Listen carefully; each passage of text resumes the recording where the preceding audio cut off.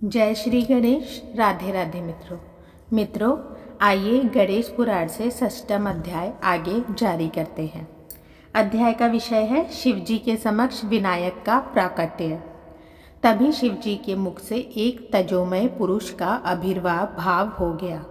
उनके 5 मुख 10 भुजाएं, ललाट पर चंद्रमा था। उनकी देह कांति भी चंद्रमा के ही समान थी।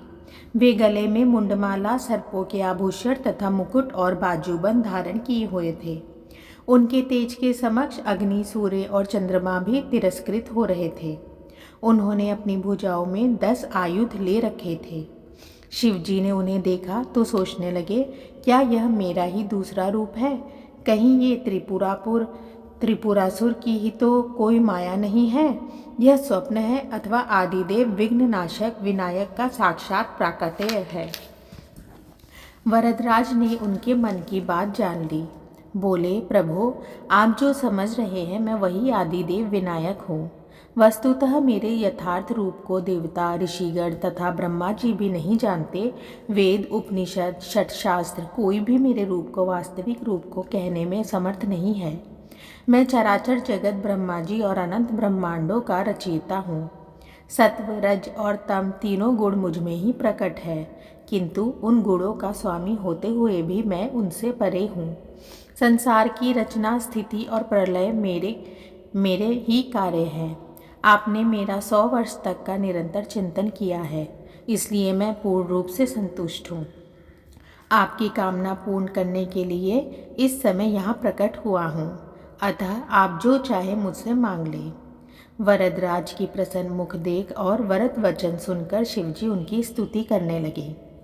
दशापि नेत्राणि ममाध धन्यान्यथो भुजा पूजन तस्तवाध तवानतेः पंच शिरांसि धन्या धन्यास्तु ते पंचमुखानि देव।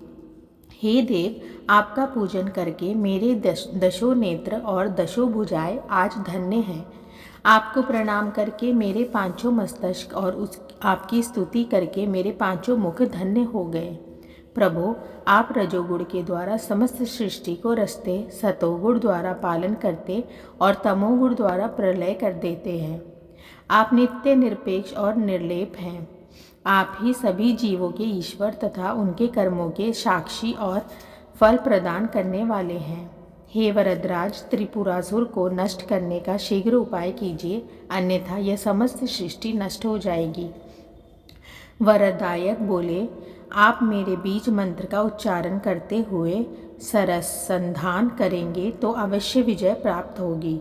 मैं आपके द्वारा स्मरण करते ही आपके पास आकर कार्य पूर्ण करूँगा। मेरा बीज मंत्र है गम है। इसके उच्चारण के साथ बाण छोड़ते ही त्रिपुरासुर के पूर्व ध्वस्त हो जाएंगे।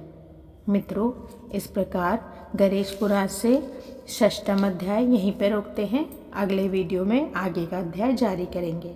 तब तक के लिए राधे राधे।